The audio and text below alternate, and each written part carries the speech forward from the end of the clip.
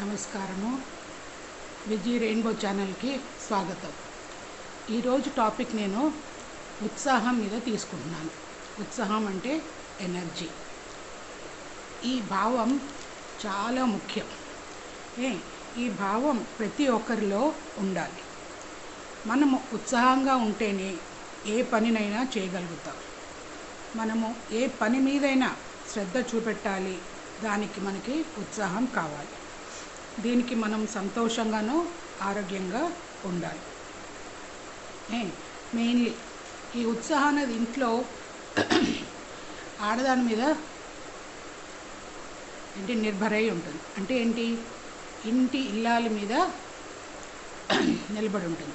ఇప్పుడు ఇంటి ఇల్లాలు పొద్దునే లేచి చక్కగా స్నానం చేసి అన్నీ తయారు చేసి పిల్లలు లేచే టైంకి, నువ్వు లేచే టైంకి, తర్వాత అత్తమామలకి అన్నీ సమానంగా చూసుకుంటూ మంచిగా ఉంటే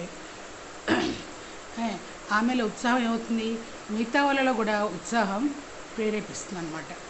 అలా అని చెప్పి అలసిపోమని చెప్పట్లేదు, కానీ ఇంటికి ఇల్లాలే దేవత అని చెప్తారు. సో అట్లాగా ఆడది ఇంటి లక్ష్మి.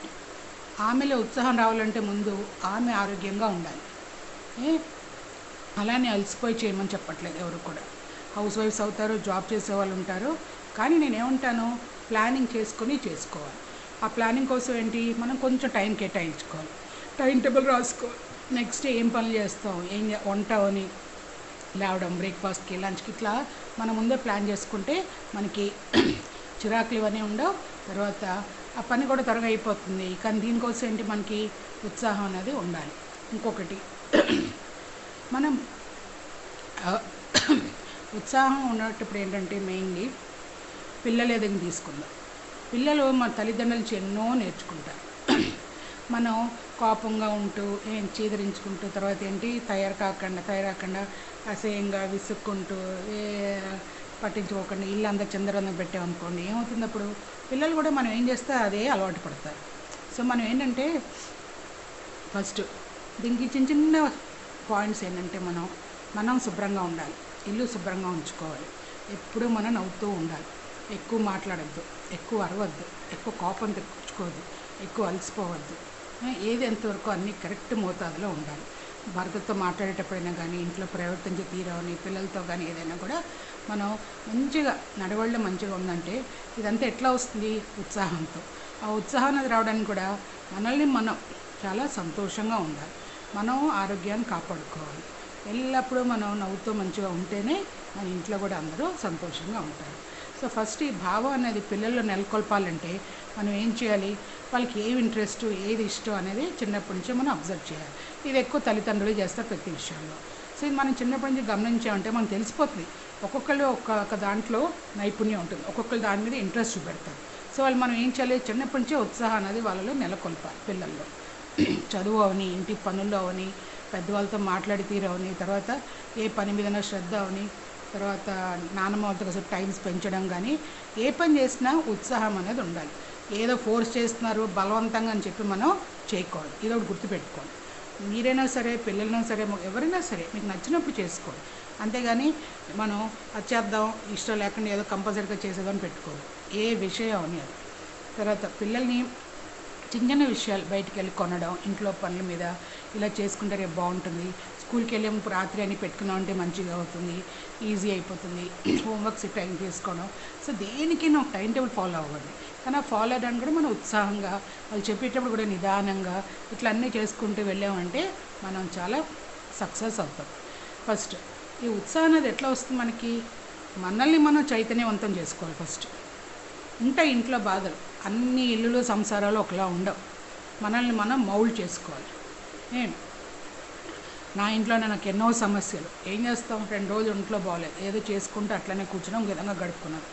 మళ్ళీ ఇవాళ నార్మల్ అయ్యాను, కొంచెం కాస్త ఇట్లా బాబాయ్ వీడియోస్ మళ్ళీ పెట్టట్లేదు 2-3 డేస్ నుంచి నా సబ్స్క్రైబర్స్కి. ఇక్కడ ఏదో వ్యూస్ కోసం అని దానికోసం కాదు, అదేదో ఒకటి అలవాటు అయిపోయింది, ఒక ఫ్యామిలీ లాగా. మీతో మాట్లాడకపోయినా, వీడియో చేయకపోయినా, షార్ట్స్ చేయకపోయినా అదో రకమైన ఫీలింగ్ అనమాట.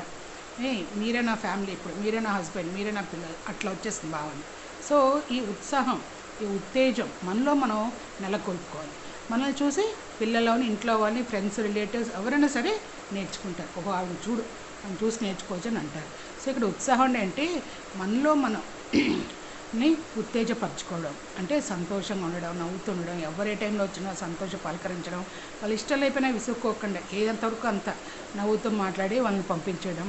సో ఇట్లా ఎక్కడికక్కడ అందరి చేత ఓహో ఇట్లాంటి ఆవిడ ఎక్కడా లేదురా, నిజంగా వాళ్ళ దగ్గర ఎంతో నేర్చుకోవచ్చు, ఎంతో శాంతమూర్తి, అందరి దగ్గర ఎలా మసులుకుంటుంది, పొద్దున్న నుంచి సాయంత్రం వరకు ఎన్ని పనులు చేస్తుంది, రాంది లేదు, అందరినీ ఎలా సంతోషపరుస్తుంది. కానీ ఇవన్నీ చేయడానికి కూడా ఆడదానికి ఉత్సాహానికి ఎనర్జీ ఉండాలి, సరైన టైంకి తిండి తినాలి. ఏమైనా ఉత్సాహం ఉండాలంటే కొన్ని థింగ్స్ మనం తప్పకుండా పాటించాలి. ఆ నివారణలు ఏంటంటే మనం టైంకి తిండి తినాలి, టైంకి పడుకోవాలి, టైంకి ఎక్సర్సైజ్ చేయాలి, టైంకి మెడిటేషన్ చేసుకోవాలి, మనం కూడా రిలాక్స్ చేయాలి. నేను అందుకే ప్రతిసారి చెప్తూ ఉంటాను, మన కోసం కూడా మనం కొంచెం టైము కేటాయించుకోవాలి. ఇది ప్రతి ఒక్కరికి, ఆడవాళ్ళని కాదు, మగవాళ్ళని కాదు, పిల్లలు కాదు, ముసలాళ్ళు కాదు, మనకంటూ మన కోసం కొంచెం టైము కేటాయించుకోవాలి. మదర్స్ డే అంటారు, ఉమెన్స్ ఇంటర్నేషనల్ డే అంటారు, ఆ ఒక్కరోజే కాదు ప్రతిరోజు, మెయిన్లీ ఆదివారం నాడు ఇంట్లో వాళ్ళందరూ కూడా అత్త ఆడదాని గురించి ఆలోచించుకొని షేర్ చేసుకోవాలి. ఇంకొకటి, మనం ఏ పనైనా ఇంకొకరు చెప్తున్నప్పుడు కూడా నిదానంగా చెప్పండి, వాళ్ళ మూడ్ చూడండి, వాళ్ళు ఏం చేస్తున్నారో చూడండి, అంతేకాని మనం ఫోర్స్గా చెప్పడం వల్ల ఏమీ ఉపయోగం లేదు, అదైతే గుర్తుపెట్టుకోండి. తర్వాత ఒక్కొక్కసారి మనకి బద్ధకంగా ఉంటుంది, సో బద్ధకం ఉన్నప్పుడు ఏమైపోతుందంటే మనం కొంచెంసేపు రిలాక్స్ అవ్వండి, కానీ పనిని మటుకు పోస్ట్పోన్ చేయదు. కొంచెంసేపు పర్లేదు, అంతేగాని అది ఈవేళ వద్దు, సాయంత్రం రేపు ఎల్లుండి చేసుకుంటూ పోతే ఏమైపోతుంది, ఆటోమేటిక్గా పని వెనకపడిపోతుందో, లేకపోతే మన ఉత్సాహం చచ్చిపోతుంది అనమాట. సామెతలు ఏదో అంటారు చూడండి, రేపు చేసేది ఇప్పుడే చేయండి, ఇప్పుడు సాయంత్రం చేసింది ఇప్పుడు చేయండి ఏదో అంటారు. అట్లాగా తప్పకుండా పనులు మనం ఎప్పటికప్పుడు టైంకి చేసుకోవాలి. తర్వాత సో దీని నివారణ ఏంటంటే మనం మంచి తిండి ఉండాలి, మంచి నిద్ర ఉండాలి, ఎక్సర్సైజ్ చేసుకోవాలి, అట్లానే కాసేపు రిలాక్స్ అవ్వాలి. సో అలా మనమే లేట్గా లేచామనుకోండి పొద్దున, అన్ని భావాలకి సందు తీస్తుంది. ఎట్లాగా దారి లేట్ లేవడం వల్ల కంగారు, చిరాకులు, విసుగులు, పిల్లలు అడిగితే విసుకుంటాం, మొగుడేనంటే విసుక్కుంటాం. సో నేను ఏమంటానంటే అన్నీ ప్లాన్ చేసుకొని నిదానంగా చేసుకొని నెక్స్ట్ ఏం కావాలో కొంచెం రాత్రి ఎన్కేసి పెట్టేసుకున్నామంటే ఈజీ అయిపోతుంది. ఎక్కువ మీరు గమనించండి, హౌస్ వైఫ్స్ కన్నా వర్కింగ్ ఉమెన్ అందరూ ఎక్కువ రాత్రే చేసుకుంటారు. వాళ్ళకి ఏంటి, ఇంటి పనితో పాటు స్కూల్ పని కూడా ఉంటుంది. సో ఎంత రెస్పాన్సిబుల్ ఆలోచించుకోండి మీరు, వర్కింగ్ లేడీస్ కమ్ హౌస్ వైఫ్స్, డబల్ జాబ్స్ అది.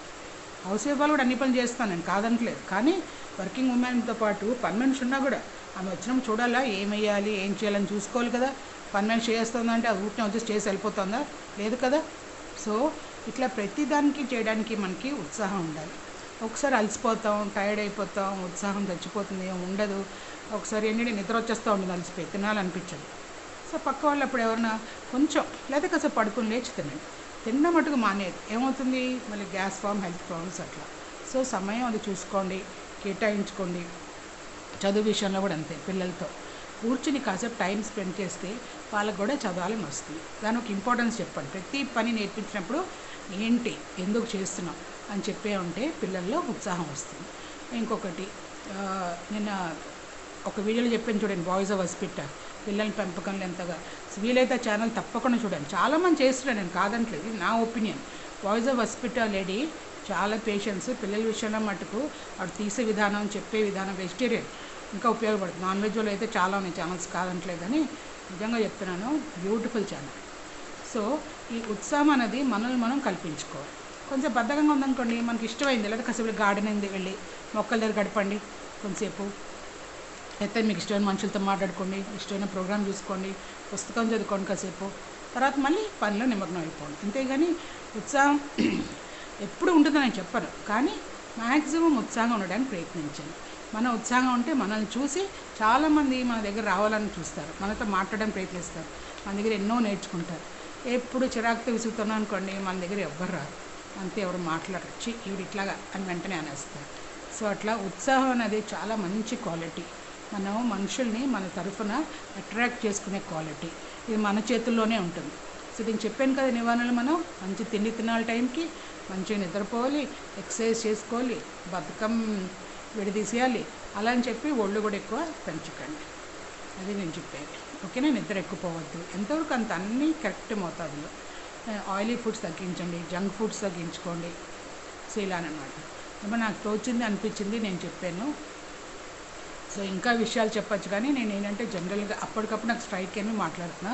ప్రిపేర్ అయ్యి చెప్పడం అనేది నాకు ఇంకా నేను జస్ట్ ఎందుకంటే ఈ మధ్య నేను వీడియో స్టార్ట్ చేశాను. ఇంకా మంచి మంచి టాపిక్స్ వెరైటీ దాంతో తప్పకుండా మేము ముందు రావడానికి ప్రయత్నిస్తాను. తర్వాత ఈ ఉత్సాహం అనే భావం మీద మీకు కొంచెం ఈ వీడియో వల్ల కూడా ఉత్సాహం వచ్చిందని నేను అనుకుంటాను. లింక్ లేకపోవచ్చు, ఏదో మాట్లాడుతాను అనిపించదు చాలామందికి, కానీ నాకు తోచింది, నాకు నచ్చింది, అప్పటికప్పుడు స్ట్రైక్ అండ్ పాయింట్స్ చెప్పాను. సో ఈ వీడియో కనుక మీకు నచ్చినట్టయితే లైక్ చేయండి, షేర్ చేయండి, సబ్స్క్రైబ్ చేయండి. అట్లాగే మన 2 ఛానల్స్ కూడా తర్వాత స్టార్ట్ చేస్తాను కొంచెం 1-2 డేస్లో, వాటిని కూడా సపోర్ట్ చేయడానికి ప్రయత్నించండి. ఓకే, విజయ్ రెయిన్బో ఛానల్కి బాయ్ బాయ్.